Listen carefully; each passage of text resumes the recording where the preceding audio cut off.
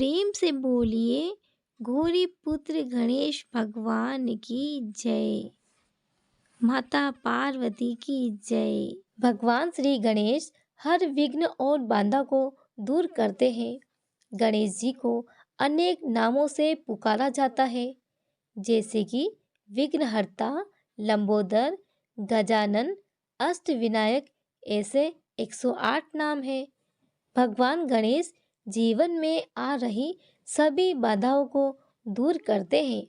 इसीलिए भगवान श्री गणेश की पूजा हर पूजा से पहले की जाती है। प्रारंभ करते हैं गणेश भगवान की कथा। एक समय की बात है, एक गांव में एक बुढ़िया अपने बेटे बहू के साथ रहती थी। उसका बेटा दूसरे गांव में कमाने के लिए गया हुआ था। इधर पीछे से बुढ़िया माई बहू के साथ घर में अकेली थी। बहू सास को खाना भी नहीं देती थी। सारा बना हुआ खाना अकेले खा लेती थी और थोड़ा सा खाना जमीन पर गिरा देती। जब सास भोजन के लिए पूछती तो वह चूहों का झूठा नाम लगा देती। कहती, खाना तो रखा था माँ जी, शायद चूहे खा गए। बुढ़िया माई श्री गणेश जी की परम भक्त थी। सुबह शाम गणेश जी महाराज की पूजा अर्चना किया करती थी। एक दिन एक डाकिया चिट्ठी लेकर आता है। उस चिट्ठी में लिखा होता है कि उसका बेटा वापस आ रहा है। यह सुनकर बुढ़िया माई बहुत खुश हो जाती है। उधर उसकी पत्नी ने सोचा कि पति के आने से पहले वह घर का सारा काम कर लेगी। यह सोचकर वह रात को जल्दी सो गई।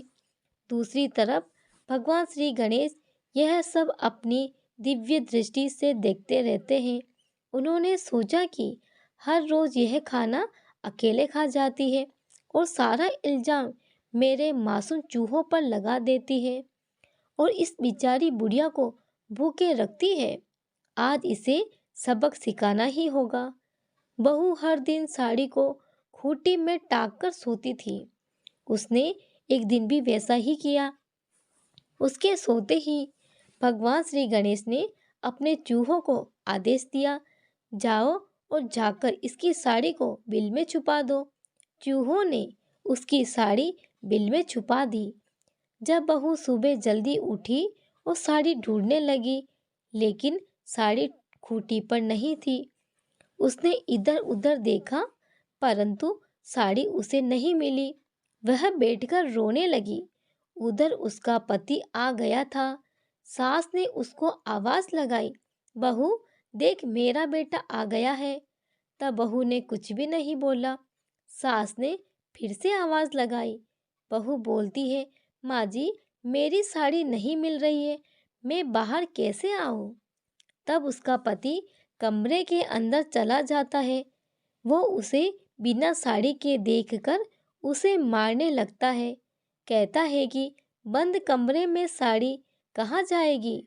उतने में बुढ़िया माई भी कमरे के अंदर आ जाती है। वह इधर उधर देखती है तो उसे साड़ी का पल्लू चूहों के बिल में दिखाई देता है। बुढ़िया माई कहती है, बहू सच कह रही है, वह रही साड़ी चूहे के बिल में। बहू सास के पेट पकड़ लेती है और कहती है, माँ जी, मुझे माफ कर दीजिए। मेरी करनी मेरे साथ में हर रोज भोजन चुरा कर खाती थी और नाम चूहों का लगा देती थी, इसीलिए गणेश जी ने मुझे सजा दी है। उसके बाद से ही उसे गणेश जी से अटूट लगाव हो गया।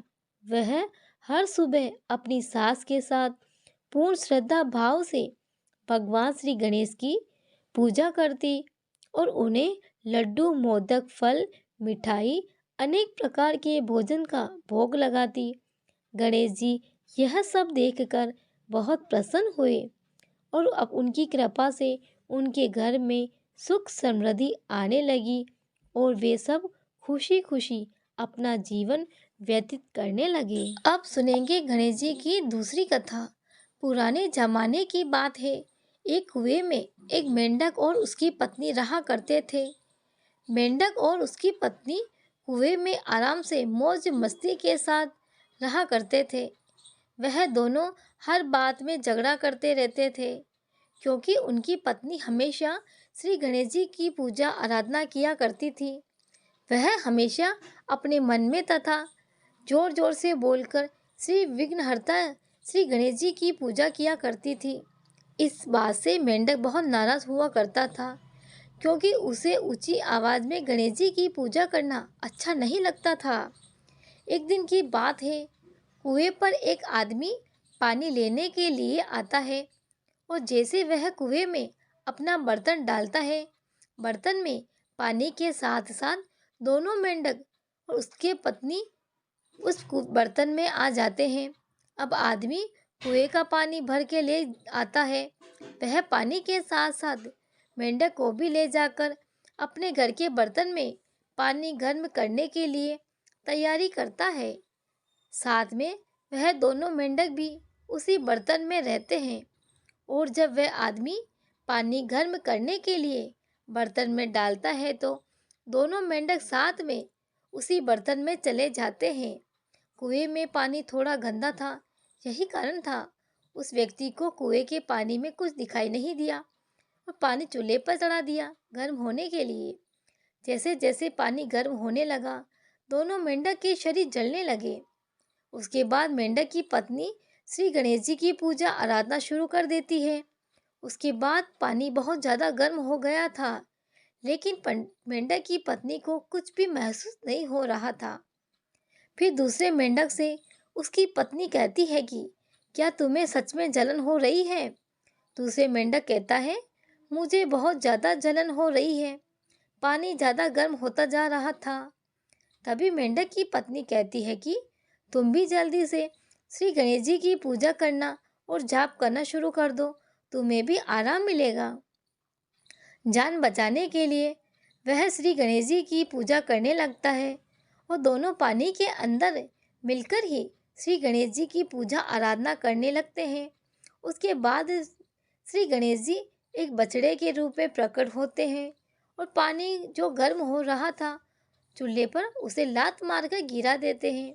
उसके बाद दोनों मेंढक की जिंदगी बच जाती है और फिर दोनों कूद कूद कर उसी कुएं में जाकर छलांग लगा देते हैं। अब दोनों मेंढक श्री गणेश जी की बहुत बड़े भक्त हो गए।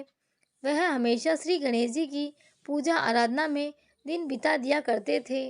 आप सभी को यह कथा पसंद आई हो तो प्लीज़ इस वीडियो को लाइक करें, शेयर करें, सब्सक्राइब करें। आप सभी का धन्यवाद।